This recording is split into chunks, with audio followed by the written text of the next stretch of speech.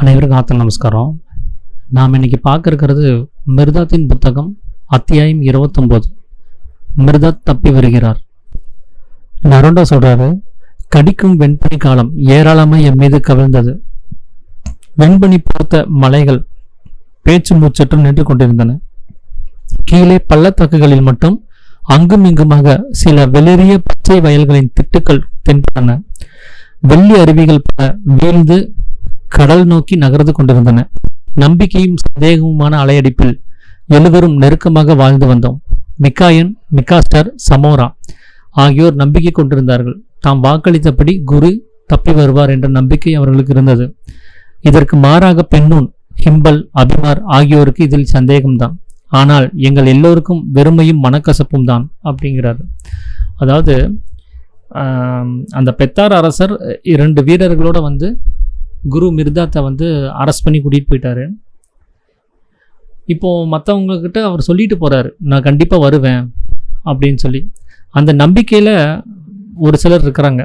அந்த நம்பிக்கை இல்லாமல் அவர் வர்றது சந்தேகம்தான். ஏன்னா சிறை காவலை மீறி எப்படி வர முடியும்? ஒரு அரசருக்கு எதிராக ஒருத்தர் நின்னதுக்கப்புறம் அவருக்கு மன்னிப்பு எப்படி கிடைக்கும் அப்படின்னு சொல்லி அவங்க எல்லாரும் சந்தேகத்தோடு இருக்காங்க. ஆனால் எல்லாத்துக்குமே ஒரு வித மன சங்கடத்தோட அவங்க என்ன நடக்கும்னு தெரியாமல் காத்துட்ருக்குறாங்க.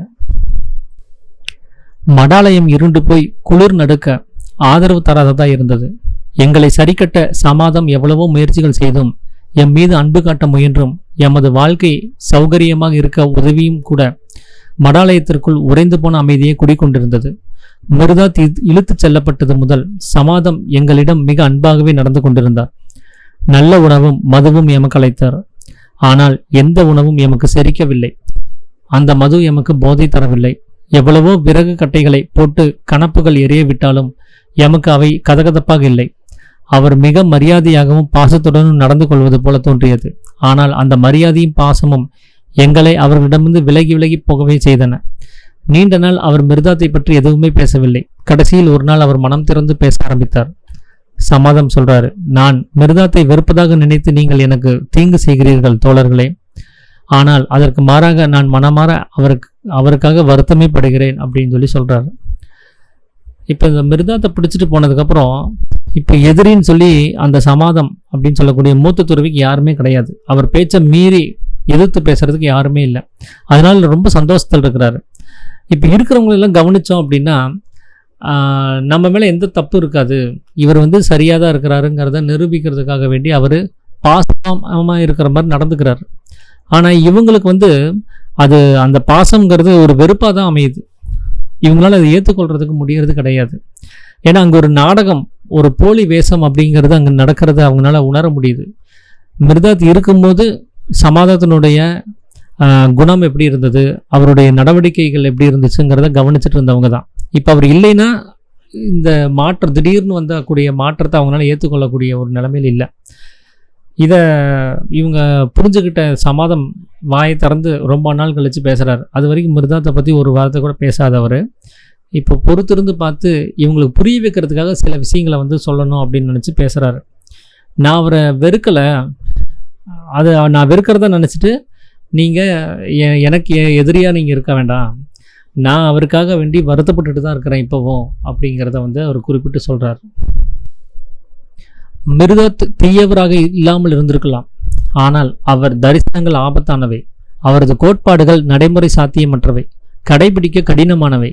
கடுமையான யதார்த்த நிலைகளின் முன்னால் அவரும் அவரது சீடர்களும் பரிதாபகரமான முடிவையை அடைவார்கள். அது மட்டும் சர்வ நிச்சயம். இந்த மாபெரும் நாசத்திலிருந்து என் தோழர்களை நான் காப்பாற்றுவேன். இளமையின் வேகத்தினால் மிர்தாத்துக்கு புத்திசாலித்தனமான நாக்கு இருக்கலாம்.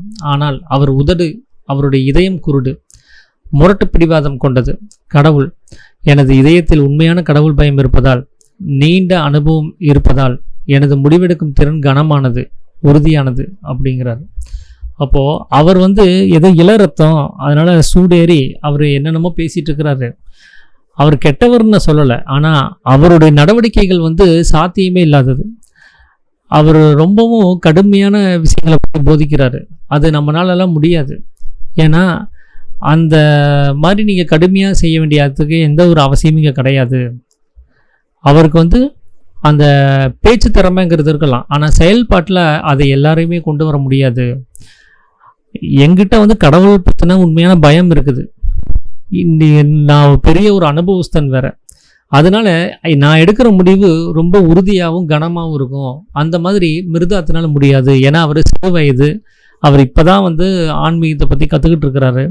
அதனால் அவர் பேச்சை கேட்டு நீங்கள் போனீங்கன்னா அது உங்களுக்கு ஒரு மாபெரும் நாசத்தை தான் உண்டு பண்ணும் அப்படிங்கிறத பற்றி ஒரு அட்வைஸாக சொல்கிறாரு.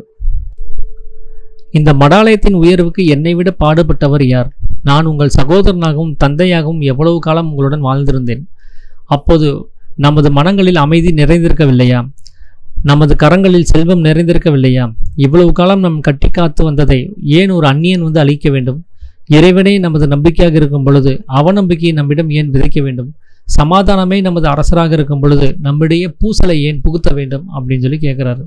அப்போ நான் இதுக்கு முன்னாடி இருந்தே நான் வந்து இங்கே மடாலயத்தை நான் நிறுவி அந்த நிறுவப்பட்ட மடாலயத்தை நான் பாதுகாத்துட்டு வந்துட்டுருக்கிறேன். அப்போல்லாம் நம்ம ஒற்றுமையாக தான் இருந்தோம், அமைதியாக தான் இருந்தோம்.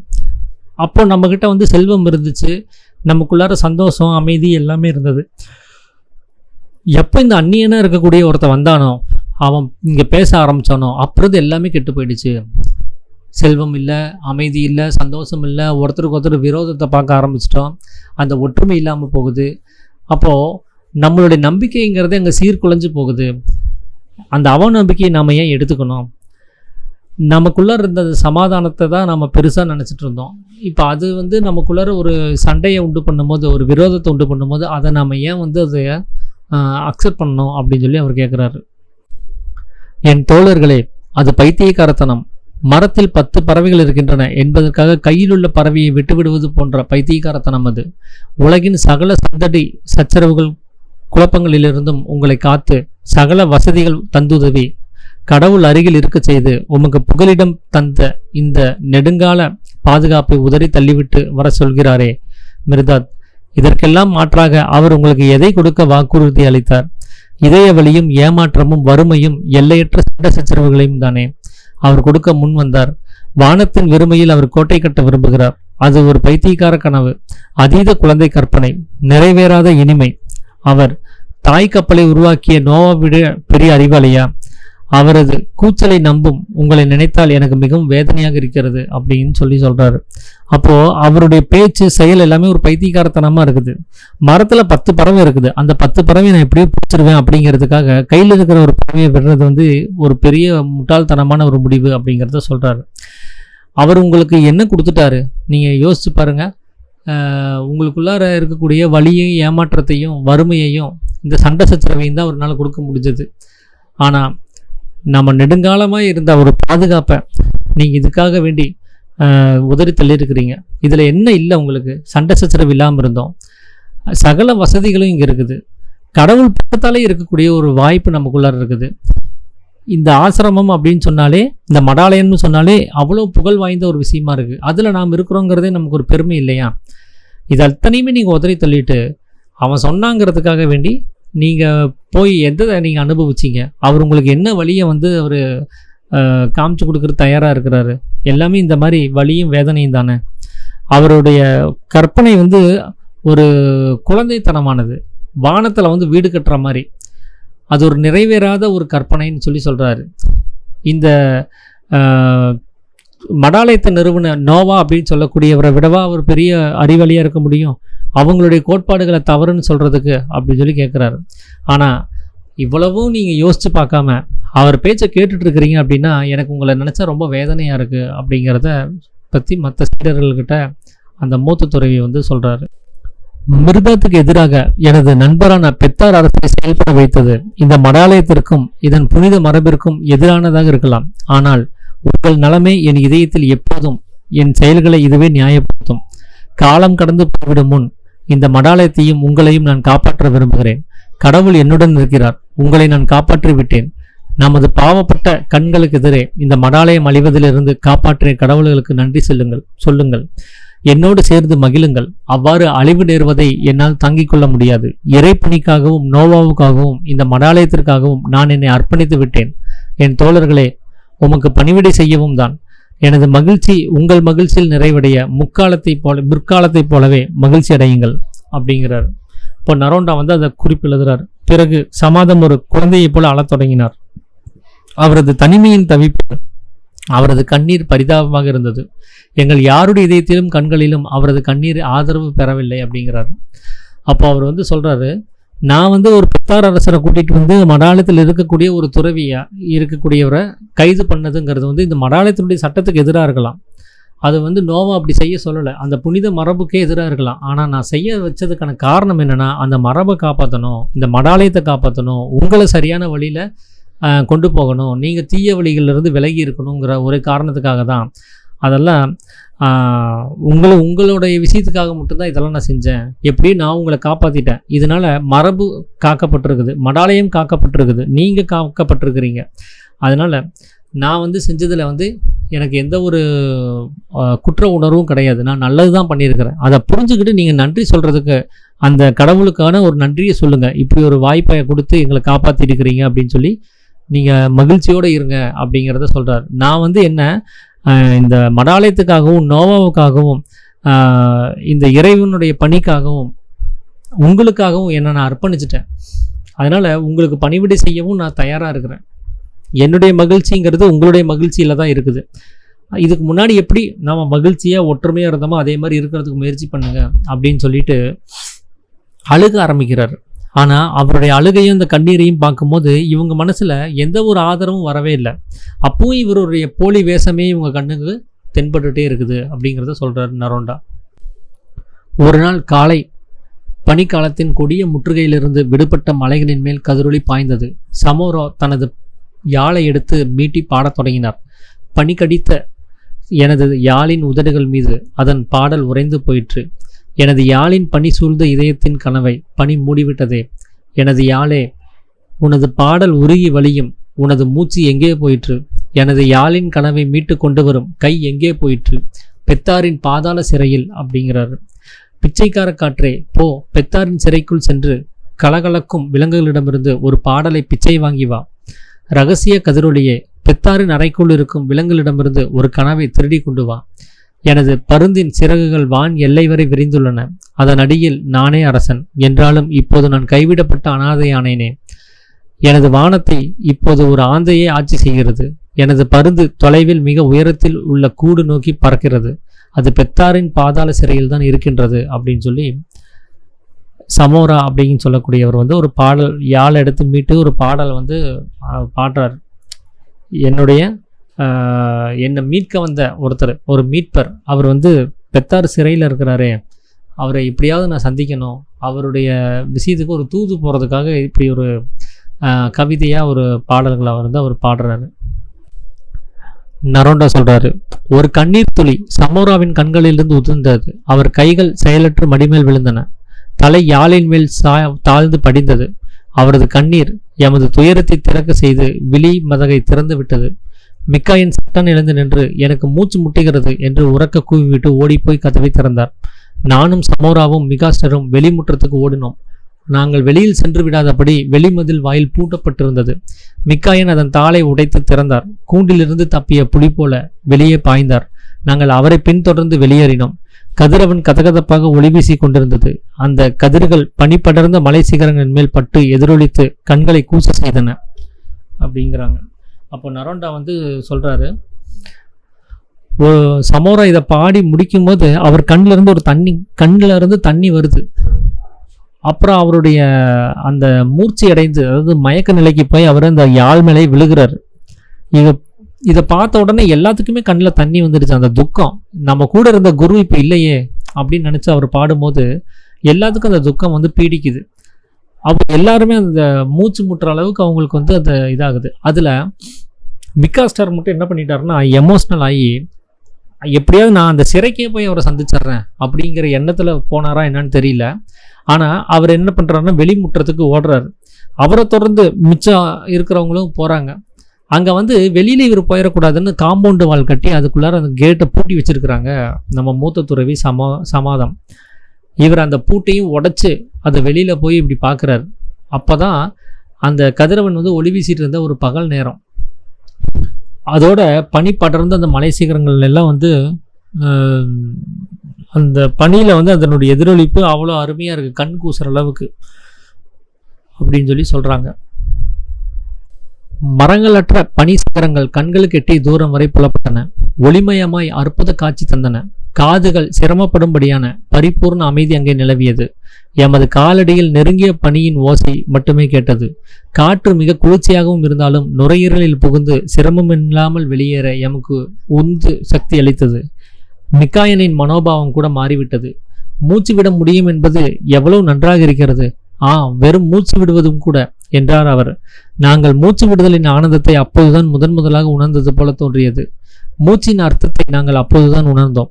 நாங்கள் சற்று தூரம் நடந்தோம். தூரத்தில் ஒரு மேட்டின் மேல் கரும்புள்ளி அசைவது மிக்காஸ்டருக்கு தெரிந்தது. அது தனியே உலாவும் ஓனையாக இருக்குமோ என்று சிலர் நினைத்தார்கள். காற்றால் பனி கழுவப்பட்டு பாறையாக இருக்குமோ என்று நினைத்தோம். ஆனால் அது எங்களை நோக்கி நகர்வது போல தோன்றியது. நாங்களும் அதை நோக்கி நடப்பதென்று முடிவு செய்தோம் அப்படிங்கிறார். அப்போ இவங்க வெளியில வந்து அந்த பனி சிகரங்கள் எல்லாம் வெளியில வந்துட்டாங்க, அந்த காம்பவுண்டு வாழை விட்டு.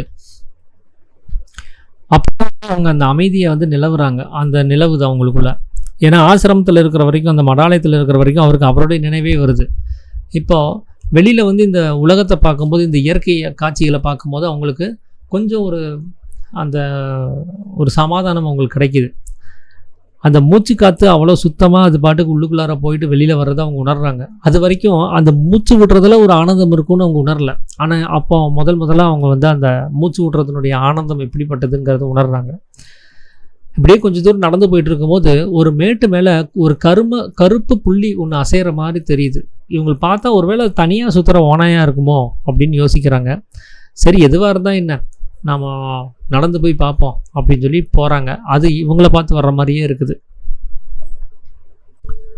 அது அருகில் வர வர ஒரு மனித உருவம் என்பது புலப்பட்டது. சட்டென மிக்காயின் முன்னே பாய்ந்து சென்று அது அவர்தான் என்று கூக்குரலிட்டார். அது அவரேதான். அழகிய கம்பீரமான நடை, பிரபுவை போல நிமிர்ந்த தலை, மென்மையான இதயம் கொண்ட இளம் காற்று அவரது ஆடைகளை களைத்து விளையாடியது. அவரது தோளில் புரளும் கருத்து சுருண்ட கூந்தலை கோதிவிட்டது. அவரது மாநிறமான முகத்தின் மேல் கதிரொளி மெல்ல படிந்து ஒளியேற்றியது. அவரது கனவு தேங்கிய கருவிழிகள் முன்பை போலவே மின்னின. வெள்ளும் அன்பையும் உறுதியான அமைதியையும் அவரது விழிகள் அலையலையாய் அனுப்பி கொண்டிருந்தன. இறுகிய பனிப்பாலங்களின் அருகில் பாதையில் பூத்திருந்த வெள்ளை ரோஜா ஒளி மலர்களை மரக்கட்டை செருப்பணிந்திருந்த அவரது பாதங்கள் முத்தமிட்டன. அவரை முதலில் நெருங்கியது மிக்காயன் தான். மிக்காயன் அவரது காலடியில் விழுந்து புலம்பினார், சிரித்தார், சித்தம் கலங்கியவராய் ஏதேதோ முணுமுணுத்தார். இப்போது நான் எனது ஆத்மாவை எனக்குள் திரும்பி பெற்றுக்கொண்டேன் என்று சொல்லி அழுதார் பரவசத்தில் அப்படிங்கிறார். அப்போ அவர் பக்கத்தில் போய் பார்த்தா அந்த ஒரு மனித உருவமாக தெரியுது. அதை பார்த்த உடனே மிக்காயன் கண்டுபிடிச்சிட்டாரு, இது அவர் தான், நம்ம குரு தான் அப்படின்னு சொல்லி கத்துறாரு. அப்புறமா இவங்கெல்லாம் நல்லா கவனித்து பார்த்தா அது அவரே தான். அப்போ அவருடைய அந்த உருவம் எப்படி இருக்குமோ அது அப்படியே இருக்குது. அவர் பக்கத்தில் வர்றாரு. வந்ததுமே மிக்காயின் அவருடைய காலில் விழுந்து அழுகிறாரு, சிரிக்கிறாரு, ஏதோ முணுமுணுக்கிறாரு.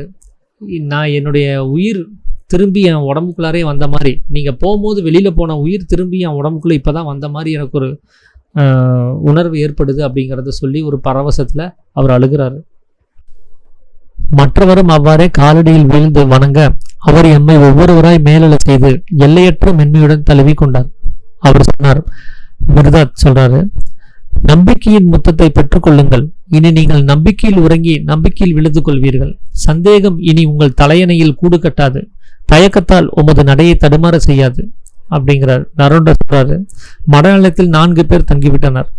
குருவை மடாலய வாசலிலே பார்த்த அவர் பேயா என்று அஞ்சி நடுங்கினர். ஆனால் அவர்களின் பெயரை ஒவ்வொன்றாக சொல்லி அழைக்க அவரது குரல் கேட்டு அவர்கள் குருவின் காலடியில் விழுந்து வணங்கினர். சமாதம் மட்டும் தமது இருக்கையை விட்டு அசையாமல் அமர்ந்திருந்தார். முன்பு எம் 4வரிடம் சொன்னதையே அவர்களிடமும் குரு சொன்னார். சமாதத்தின் பார்வையில் வெறுமை. அவரது உடல் தலை முதல் கால் வரை நடுங்கியது. உதடுகள் நெளிந்தன. இடுப்பு கச்சையை பிடித்தபடி அவரது கைகள் தடுமாறின அப்படிங்கிறாரு. அப்போ அவர் பக்கத்தில் வந்ததுமே இவங்க காலில் எல்லாருமே விழுக ஆரம்பிச்சிடுறாங்க. அப்போ அவர் ஒரு சிரிச்சிட்டு அவரை தடவி அவங்களை அணைச்சு அவங்கள முத்தமும் கொடுத்துட்டு அவங்கள சொல்கிறாங்க, நம்பிக்கைங்கிறத ஒரு விஷயத்தை நீங்கள் இன்னும் கெட்டியாக பிடிச்சிக்க வேண்டிய காலம் வந்துடுச்சு. இனி சந்தேகங்கிறது உங்களுக்கு வரப்போகிறது கிடையாது. அதனால் தயங்காமல் நீங்கள் எப்பவும் போல் அந்த உறுதியான நம்பிக்கையில் இருங்க அப்படிங்கிறத சொல்லிட்டு அப்புறம் உள்ளே போகிறாங்க. உள்ளே இன்னும் 4 பேர் இருக்கிறாங்க. கூடவே அந்த சமாதம்னு சொல்லக்கூடிய குரு அங்கே இருக்கிறாரு. போனதுமே அந்த 4 பேர் இவரை பார்த்து பேயின்னு நினைக்கிறாங்க. இவர் ஒவ்வொருத்தருடைய பேரை சொல்லி அழைச்சி சொல்லவும் அவங்களுக்கு நம்பிக்கை வருது, நம்ம குரு தான் இவர் அப்படின்னு சொல்லிட்டு. அப்புறம் அவங்களும் வந்து காலில் விழுகும் போது அந்த இதுக்கு முன்னாடி அவங்கக்கிட்ட சொன்னதவே திரும்பியும் நம்ம குரு வந்து சொல்கிறார், நம்பிக்கைங்கிறது நீங்கள் கெட்டியாக பிடிச்சிக்கோங்க அப்படின்ட்டு. ஆனால் சமாதம் மட்டும் தன்னுடைய அந்த இருக்கையை விட்டு அவர் எந்திரிக்கவே இல்லை. ஆச்சரியமாக பார்த்துட்டு நடுங்க ஆரம்பிச்சிட்டாரு. ஐயோ, அவன் திரும்பி வந்துட்டானே, இனி இவன் என்னென்னலாம் பண்ண போகிறான், இவன் வரமாட்டான்னு நினச்சிட்டு இருந்தோமே அப்படிங்கிற மாதிரி அவர் யோசிச்சுட்டு இருக்கிறார். அவருக்கு உடம்பு முழுவதும் தலை முதல் கால் வரை நடுங்கிட்டே இருக்குது. அவர்னால என்ன பண்ணுறதுன்னு புரியாமல் திகைச்சு போய் உட்காந்துருக்கிறாரு. சட்டென அவர் தம் இருக்கையை விட்டெழுந்து தரையில் மண்டியிட்டு ஊர்ந்தபடி குரு நிற்கும் இடம் நோக்கி குருவின் காலடிகளை பற்றியபடி முகத்தை தரையில் பதித்து நானும் நம்புகிறேன் என்றார். குரு அவரை பிடித்து மேலெழச் செய்தார். ஆனால் முத்தமிடமில்லை. பிறகு பேசினார். மிர்தாத் சொல்றாரு, சமாதத்தின் வலிமை வாய்ந்த உடல் நடுங்கியதும் அவரது நாக்கு நானும் நம்புகிறேன் என்று உச்சரித்ததும் பயத்தினால்தான். சமாதம் நடுநடுங்கி பணிந்தது இருட்குழியிலிருந்தும் பெத்தாரின் பாதாள சிறையிலிருந்தும் தப்பி வந்ததற்கான காரணமான சூனிய வித்தையினால்தான். பழி வாங்கப்பட்டு விடுவோமோ என்ற பயம் அவருக்கு. அவர் மனம் அமைதி பெறுவதாக. உண்மையான நம்பிக்கையை நோக்கி இவரது இதயம் திரும்பட்டும். அச்சத்தின் அலையடிப்பாலும் தோன்றும் நம்பிக்கை அச்சத்தின் நுரை.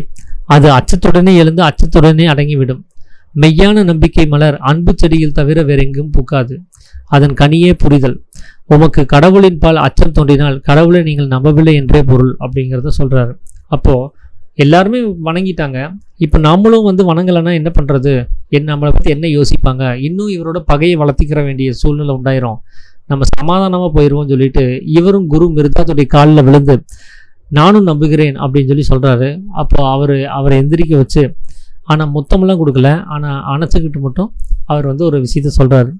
இந்த சமாதத்தினுடைய உடம்பு நடுங்கினதுக்கு காரணம், நான் இருட்குழியிலிருந்து வெளியில் வந்ததும் பெத்தார் சிறையிலிருந்து வெளியில் வந்ததும் நம்மளை பழிவாங்கிடுவோமோ, இந்த தீங்கு செஞ்சதுக்கு பழிவாங்கப்பட்டுருவோமோங்கிற பயத்தினால தான்.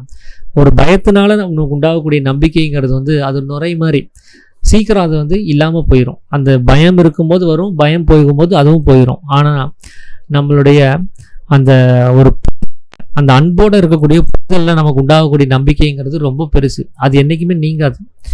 அப்படி தான் உங்களுக்கு அந்த புரிதல்ங்கிறது தேவைப்படுது. ஒரு அச்சத்தினால கிடைக்கக்கூடிய பயத்தினால நமக்கு எந்த ஒரு பலனும் கிடையாது. அச்சத்தினால உண்டாகக்கூடிய ஒரு நம்பிக்கையினால நமக்கு எந்த ஒரு பயனும் கிடையாது அப்படிங்கிறத சொல்கிறாரு. ஒருவேளை கடவுள் மேலேயே உங்களுக்கு அச்சம் தோன்றுச்சுன்னா அப்போ நீங்கள் கடவுளை நம்பலான்னு தான் அர்த்தம் அப்படிங்கிறத இவர் மிர்தாத் வந்து சொல்கிறாரு. சமாதம் சொல்கிறாரு. அவர் வந்து தலையை கீழேயே பார்த்துட்டு தனது சொந்த வீட்டிலே இந்த சமாதம் கேடுகட்டவனாகவும் ஒதுக்கி வைக்கப்பட்டவனாகவும் ஆகி போனான். உமக்கு ஒரே ஒரு நாள் பணிவிடை செய்ய வேலைக்காரனாக இருக்கவாவது அனுமதியும். உமக்கு மாமிசமும் குளிர்போக்க உடையும் தந்து கொண்டு வருகிறேன். நீங்கள் குளிரால் வாடி பசித்திருக்கிறீர்கள் அப்படிங்கிறாரு. மிர்தாத் சொல்றாரு, எந்த சமையலறையும் அறியாத இறைச்சியும் எந்த கம்பளியாலும் நக்கினாலும் தர முடியாத கதகதப்பையும் என்னிடம் உள்ளன. எனது இறைச்சியும் வெப்பத்தையும் நீங்கள் பெற்றுவிட்டால் உமது உணவும் உமது வெப்பமும் முக்கியத்துவம் இழந்துவிடும். கடலும் கூட வசீகரமான சிறகுகளில் படுத்து மகிழ ஆசைப்படுகிறது. அது இடத்தை மட்டும்தான் தேடுகிறது. இளவிநீர் பருவம் வரும் உரைநிலை உறக்கத்தில் உள்ள பாம்பு போல சுருள் அவிழ்ந்து கடல் தற்காலிகமாக அடமானம் வைத்திருந்த தன் சுதந்திரத்தை மீண்டும் பெறும். மீண்டும் அது கரைகள் தோறும் தேடி தேடி அலையும். பிறகு அது காற்றில் ஏறி நிற்கும், வானில் அலையும், தான் விரும்பும் இடங்களில் எல்லாம் மழை பொழியும் அப்படிங்கிறத சொல்கிறாரு. அதாவது சமாதம் வந்து சொல்கிறாரு, நான் மட்டும் தனிமையில் இருக்கிறேன், இது எல்லாரும் ஒன்றா செட்டு சேர்ந்துட்டீங்க, நீங்கள் ஒரு நாள் மட்டும் உங்களுக்கு வேலைக்காரனாக இருந்து ஒரு விஷயத்தை நான் செய்யணும்னு நினைக்கிறேன், அதுக்காவது அனுமதி கொடுங்க அப்படின்னு சொல்லி கீழே வந்து இறங்கி பேசுகிறார். ஒரு நாளாவது என்ன சேர்த்திக்கோங்கன்ட்டு. உங்களுக்கு ஒரு ஊழியக்காரனாக இருந்து ஒரு வேலைக்காரனாக இருந்து உங்களுக்கு நான் மாமிசமும் உங்கள் பசியை போக்குறதுக்கு உங்கள் குளிரை போக்குறதுக்கு கம்பளியும் கொண்டு வந்து தரேங்கிறார். எங்கிட்ட இருக்கிற மாமிசமும் அந்த கம்பளியும் நீ வந்து அது எவ்வளோ கதகதப்பாகவும் எவ்வளோ பசியாக ஆறுன ஒரு விஷயமாகவும் இருக்கும்னு எனக்கு தெரியும். உங்களுடைய உணவு எனக்கு தேவை கிடையாது அப்படிங்கிறத மிர்தாத் வந்து சொல்லிடுறாரு. இந்த கடலை வந்து ஒரு உதாரணமாக சொல்கிறார். இது வந்து அந்த சிகரத்துக்கு மேலே நம்ம போகணும்னு அது ஆசைப்படும். அந்த அலை அடிக்கும் போது. ஆனால் அதனால் முடியறது கிடையாது. திரும்ப திரும்ப அது ரிவர்ஸில் போய் திரும்ப அது அலையடிக்கிறதுக்கு முயற்சி பண்ணிகிட்டே இருக்கும். ஆனால் அதுக்கும் அந்த கனவு நிறைவேறதுக்கும் ஒரு காலம் வரும். அது வந்து ஆவியாக அந்த கடலினுடைய அந்த தண்ணி ஆவியாக மேலே போய் மேகங்களாக நின்று அந்த மேகம் வந்து எங்கெல்லாம் நிற்குது, எங்கெல்லாம் அது நிற்குதோ அங்கெல்லாம் மழையாக பெஞ்சு அது எல்லா ஊற்றுகளிலும், எல்லா ஆறுகளிலும், எல்லா ஊர்களிலும், எல்லா காடுகளிலும், எல்லா நகரங்களிலும், எல்லா மலைகளிலும், எல்லா சமுத்திரங்கள் மேலும் அது மழையாக பொழிந்து தன்னுடைய விருப்பத்தை வந்து அது நிறைவு செய்யும். அதுக்கான ஒரு காலம்ங்கிறது ஒன்று வரும். ஆனால் அது தான் இருக்கிற இடத்துலேருந்து அதை அடையிறதுக்கான சாத்தியம் கிடையாது. அதுக்கு அது மேலே எந்திரிச்சு போகணும் அப்படிங்கிறத வந்து மிருதாத் வந்து குறிப்பிட்டு சொல்கிறார். ஆனால் சமாதம், உங்கள் வாழ்வு நீங்காத பனிக்காலமாகி போயிற்று. கலையாத உரநிலை உறக்கமாகிவிட்டது. இளவேநீர் பருவம் வருவதற்கான சகுனமே உங்களை போன்றவர்களுக்கு ஏற்படுவதில்லை. கேளுங்கள், இந்த மிருதாத்தே உங்களுக்கான நற்சகுனம். வாழ்வின் சகுனமே இந்த மிருதாத். இது சாவுக்கான சாவுமணி அன்று. இன்னும் எத்தனை காலம் நீங்கள் உரைநிலை உறக்கத்தில் கிடக்கப் போகிறீர்கள்? நம்புங்கள் சமாதம், மனிதனின் வாழ்வும் சாவும் உரைநிலை உறக்கமே. நான் மனிதரது உறக்கம் கலைக்க வந்தவன். அழியாத வாழ்வு சுதந்திரத்துக்குள் பிரவேசிக்க நீங்கள் வீழ்ந்து கிடக்கும் வகைகளிலிருந்தும் வலைகளிலிருந்தும் வெளியேற அழைக்க வந்தவன். எனக்காக வேண்டாம், உங்கள் நலனுக்காக என்னை நம்புங்கள். நரோண்டா சொல்றாரு. சமாதம் அசையவில்லை, வாய் திறக்கவும் இல்லை. பெத்தாரின் பாதாள சிறையிலிருந்து குரு எவ்வாறு தப்பி வந்தார் என்பதை கேட்க சொல்லி பெண்ணுன் என் காதோடு சொன்னார். ஆனால் அதை கேட்க என் எழவில்லை. என்றாலும் அதை எப்படியோ குரு அறிந்து கொண்டு விட்டார் அப்படிங்கிறாரு. அப்போ அவர் சமாதத்தை பார்த்து சொல்றாரு, இந்த கடலுக்கு கூட ஒரு இளவேநீர் காலம் வரும்போது அது ஆவியாக மேலே போய் மேகங்களாக மாறி மழையாக பொழிஞ்சு தன்னுடைய ஆசைகள் நிறைவேற்றிக்கும். ஆனால் உங்களை போன்றவங்க தன் சுயநலத்துக்குள்ளார தன்னை முழுவதும் சுருக்கி கொண்டவங்க, அவங்க வந்து பனிக்காலம் மாதிரி தான். அவங்களுக்குள்ளார வந்து அந்த மேலெழுந்து போகக்கூடிய அந்த ஒரு வாய்ப்பே இருக்காமல் போயிடுது. ஆனால் நான் வந்து உங்களுக்கான ஒரு நல்ல வழியை நான் காமிச்சு கொடுக்குறேன். எனக்காக நீங்கள் நம்ப வேண்டாம், உங்களுக்காக என்னை நம்புங்க அப்படிங்கிறத அவர் சொல்கிறார்.